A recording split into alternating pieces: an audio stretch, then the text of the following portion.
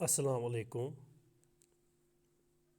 بچوں، اردو میں ہمارا آج کا موضوع ہے ماحولیاتی توازن کیوں اور کیسے۔ ہمارے ارد گرد جو ہوا، پانی، پیڑ پودے اور سینکڑوں قسم کے جاندار ہے، یہی ہمارا ماحول کہلاتے ہیں۔ ان سب کا آپس میں گہرا تعلق ہے۔ اگر ان میں سے کسی بھی ایک عنصر میں خرابی پیدا ہو جاتی ہے تو سارا ماحول بگڑ جاتا ہے اور اس کا ہم سب پر براہ راست اثر پڑتا ہے۔ کیا آپ نے کبھی غور کیا ہے کہ آج کل مختلف قسم کی بیماریاں کیوں وبائی صورت اختیار کر گئی ہے؟ کینسر کی بیماری کیوں اس قدر عام ہو گئی ہے؟ دل کے مریضوں کی تعداد کیوں بڑھ گئی ہے؟ لوگوں کو سانس کی تکلیف کیوں ہو رہی ہے؟ موسموں کا چلن کیوں بگڑ گیا ہے؟ گرمیاں کیوں شدید ہو گئی ہے؟ جاڑے میں برف باری کیوں کم ہو گئی ہے؟ دریاؤں کا پانی کیوں اتلا اور گدلا ہو گیا ہے؟ شفاف پانی کے چشمے اب کیوں سوکھ گئے ہیں؟ ان سب کی وجہ بس یہی ہے کہ ماحول کے مختلف عناصر میں جو ایک قدرتی توازن تھا وہ اب بگڑ گیا ہے اور اس کے لیے ہم سب ذمہ وار ہیں۔ بچوں، ہمارے آس پاس جو ہوا ہے، پانی ہے اور پیڑ پودے اور ایسے ہی سینکڑوں قسم کے جو جاندار ہے، ان سب سے مل کر ہمارا ماحول بنتا ہے اور یہی ہمارا ماحول کہلاتا ہے۔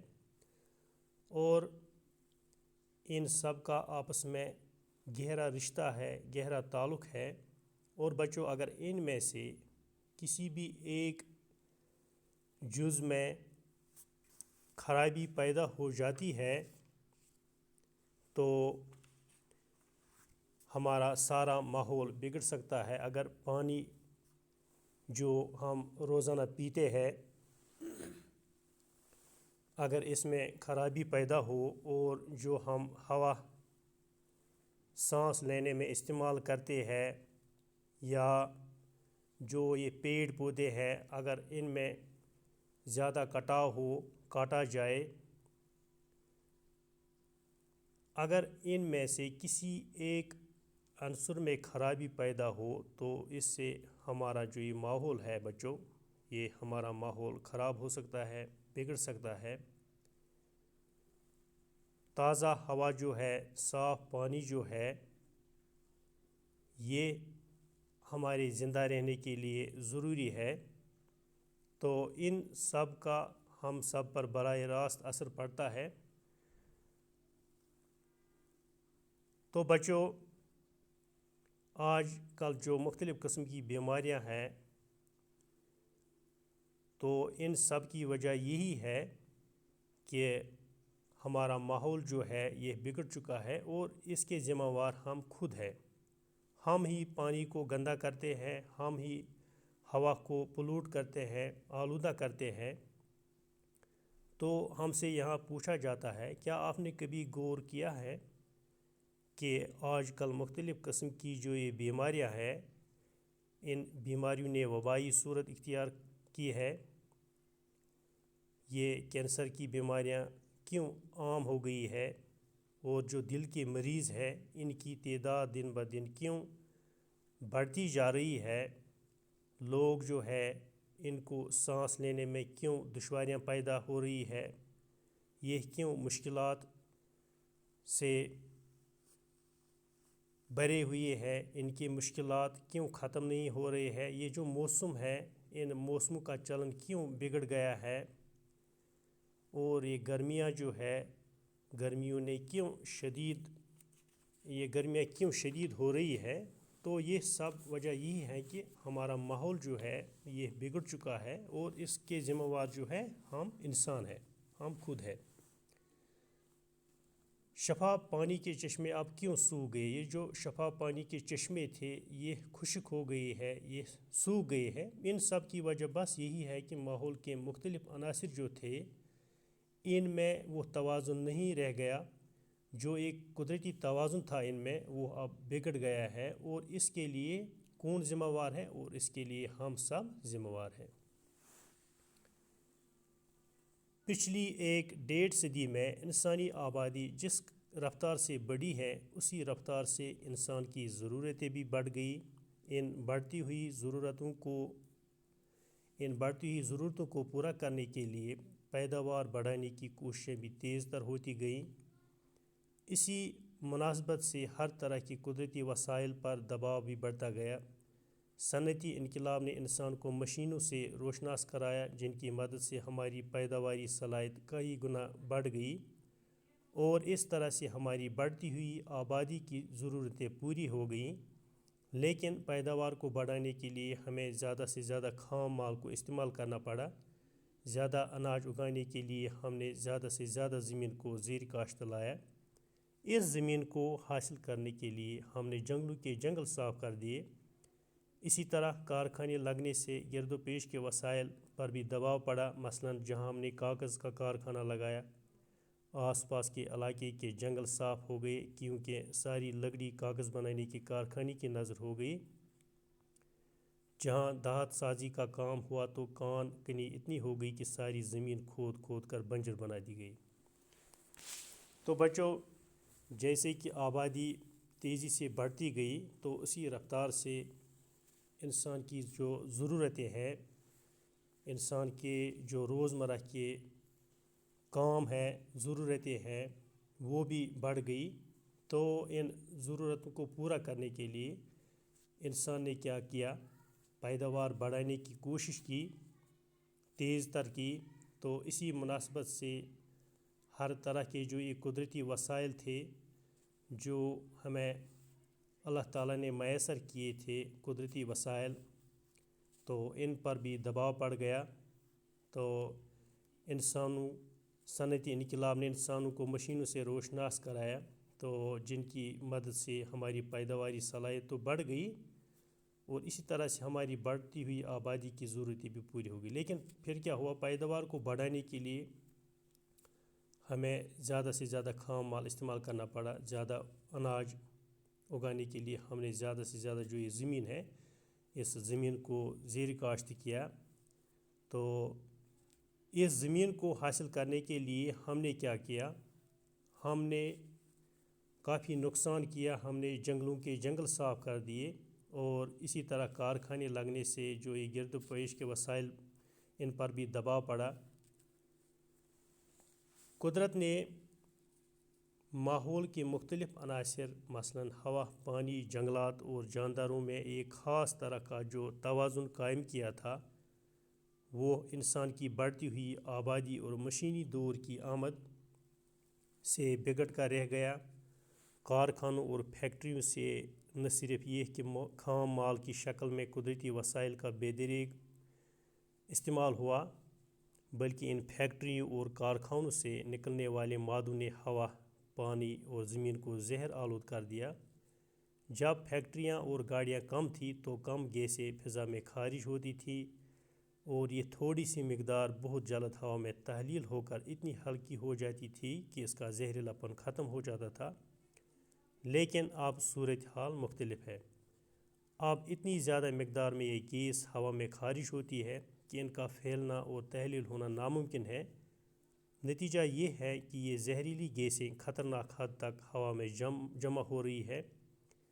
ایسی ہوا میں جب ہم سانس لیتے ہیں تو یہ سب کیمیاوی مادے ہمارے جسم میں داخل ہو جاتے ہیں۔ گاڑیوں اور فیکٹریوں سے خارج ہونے والی گیسوں میں زیادہ مقدار carbon monoxide, nitrogen oxide, sulphur dioxide اور کاربن ڈائی آکسائڈ گیس کی ہوتی ہے۔ ان سبھی گیسوں کی ذاتی ہوا ہمارے قدرتی ماحول کے لیے مضر ہے۔ ان میں سے کچھ گیسیں تو ایسی ہیں جو پانی کے ساتھ مل کر تیزاب بناتی ہیں۔ جب بارش ہوتی ہے تو یہ گیسیں تیزاب کی صورت میں زمین پر آتی ہے۔ اس طرح کی تیزابی بارشیں کئی ممالک میں تجربہ ہو چکا ہے ان کا، اور اسی طرح ہو رہا ہے۔ ان تیزابی بارشوں سے نہ صرف پیڑ پودوں اور جانداروں کو نقصان پہنچا ہے، بلکہ ان سے عمارتیں بھی متاثر ہوئی ہیں۔ تو بچوں، قدرت نے ماحول کے مختلف عناصر جیسے کہ پانی ہے، جنگلات ہیں، پیڑ پودے ہیں اور یہ جاندار ہے، ان میں ایک خاص طرح کا یہ توازن قائم کیا تھا۔ تو وہ انسان کی بڑھتی ہوئی آبادی جو ہے اور مشینی دور جو ہے، اس کی آمد سے یہ سب کچھ بگڑ گیا، ماحول کا توازن بگڑ گیا، اس پر برا اثر پڑا۔ تو کارخانوں اور جو یہ فیکٹریاں ہیں، یہ نہ صرف یہ کہ خام مال کی شکل میں قدرتی وسائل کا بے دریغ استعمال ہوتا ہے ان میں، بلکہ ان فیکٹریوں اور کارخانوں سے یہ نکلنے والے مادے جو ہے، انہوں نے پانی اور زمین کو زہر آلود بنا دیا۔ تو جب یہ فیکٹریاں اور یہ گاڑیاں جب کم تھی تو ان سے کم گیسز نکلتی تھی اور فضا میں یہ خارج ہوتی تھی، تو تھوڑی سی مقدار بہت جلد ہوا میں تحلیل ہوتی تھی۔ لیکن جب یہ ان کی مقدار بڑھ گئی تو اس کا زہریلا پن اب ختم نہیں ہو رہا ہے۔ تو اب اتنی زیادہ مقدار ہے کہ یہ گیسیں ہوا میں خارج ہوتی ہیں کہ ان کا پھیلنا اور تحلیل ہونا ناممکن ہے۔ تو ایسی ہوا میں جب ہم سانس لیتے ہیں تو یہ سب کیمیاوی مادے جو ہے یہ ہمارے جسم کے اندر داخل ہو جاتے ہیں، اور جو یہ گاڑیوں سے، فیکٹریوں وغیرہ سے جو یہ دھواں خارج ہوتا ہے، دھواں نکلتا ہے، یہ گیس نکلتی ہے، تو یہ زیادہ مقدار ان میں ہوتا ہے کاربن مونو آکسائڈ کا، نائٹروجن کا، کاربن ڈائی آکسائڈ کا، یہ گیسز جو ہے یہ ہوا میں مل جاتی ہے۔ تو ان سبھی گیسوں کی زیادتی ہماری قدرتی ماحول کے لیے کافی مضر ہے۔ ان میں سے کچھ گیسیں تو ایسی ہے جو پانی کے ساتھ مل کر تیزاب بناتی ہے۔ تو جب یہ بارش جب ہوتی ہے تو یہ گیس جو ہے یہ تیزاب کی صورت میں زمین پر گر پڑتی ہے۔ تو اس طرح کی تیزابی بارشیں جو ہیں بچوں، یہ ان کا کئی ممالک میں تجربہ ہو چکا ہے، اور ان تیزابی بارشوں سے نہ صرف پیڑ پودوں اور جانداروں کو بھی ان سے نقصان پہنچا ہے، اور بلکہ ان سے عمارتیں بھی متاثر ہوئی ہے۔ کارخانوں سے جو کیمیاوی فضلہ دوائیں اور پانی کی صورت میں خارج ہوتا ہے، وہ ہوا کے ساتھ ساتھ زمین اور پانی کو بھی زہر آلود کرتا ہے۔ چنانچہ آج کل ہمارے ملک کے بہت سے دریاؤں کا پانی نہ تو پینے کے قابل رہا ہے اور نہ ہی سینچائی کے لائق۔ اس کے علاوہ ایسے پانی میں رہنے والی مچھلیاں اور دوسرے آبی جانور مختلف بیماریوں میں مبتلا ہو کر مر رہے ہیں، یعنی کہ ان پر برا اثر پڑ رہا ہے، اور جو دریاؤں میں مچھلیاں ہیں، آبی جانور جو ہے، وہ بھی مختلف بیماریوں کا شکار ہو کر ان میں مبتلا ہو کر مر جاتے ہیں۔ ہوا اور پانی کی کثافت کو قابو میں رکھنے کے لیے قدرت نے بڑا اچھا انتظام کر رکھا تھا۔ زمین کے سینے پر پھیلے ہوئے جنگلات یہ کام بخوبی انجام دیتے تھے۔ ہوا کی آلودگی کو درخت اور پودے جذب کر لیتے ہیں، اور پھر ان پیڑ پودوں سے خارج ہونے والی آکسیجن گیس ہوا کے زہریلے پن کو بھی کم کر دیتی ہے۔ لیکن جنگلات کا صفایا کر کے انسان نے اس قدرتی نظام کو درہم برہم کر دیا، اور اس طرح سے ماحول کی آلودگی میں اضافہ ہوا۔ تو بچوں، ہوا اور پانی،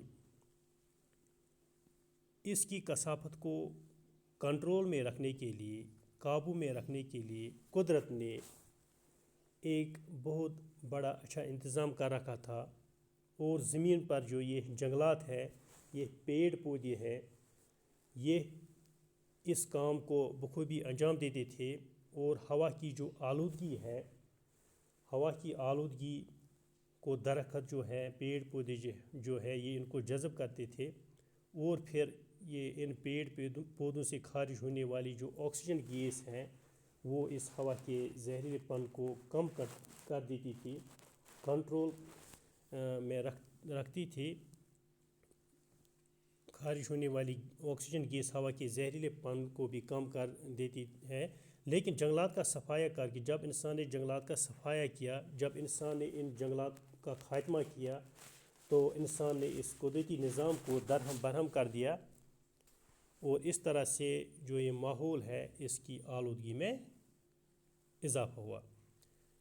سائنسدانوں کے حساب سے ہر ملک کی خشکی کا 1/3 حصہ جنگلات پر مشتمل ہونا چاہیے، یعنی ہر ملک میں کم از کم 33% علاقے میں جنگلات ہونا ضروری ہے۔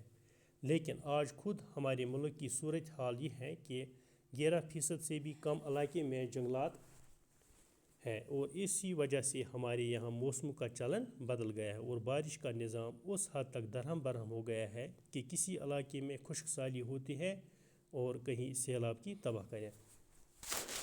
ترقی میں تعمیر اور تخریب کے دونوں پہلو ہوتے ہیں۔ ترقی کے لیے ایسے طریقے بروئے کار لانے چاہیے جن سے تخریب کا پہلو بڑی حد تک کم ہو جائے۔ صنعتی انقلاب اور اس کے بعد ہونے والی سرگرمیوں سے ہمیں بے پناہ فائدے حاصل ہوئے۔ ہماری روزمرہ زندگی بڑی حد تک آرام دہ ہو گئی، لیکن ساتھ ہی ہمیں بے شمار نقصانات سے بھی دوچار ہونا پڑا۔ سرسبز اور شاداب جنگل ویرانیوں میں تبدیل ہو گئے، شہروں کی ہوائیں مسموم ہو گئی، دریاؤں کا شفاف پانی پینے کے لائق نہیں رہا، ہوا اور پانی کی کثافت سے بہت ساری بیماریاں عام ہو گئیں۔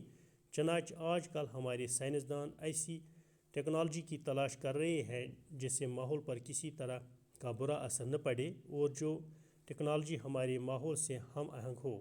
اس کے علاوہ اس بات کی بھی برابر کوشش کی جا رہی ہے کہ ماحول پر جو مضر اثرات پہلے ہی پڑ چکے ہیں انہیں کسی طرح سے زائل کیا جا سکے۔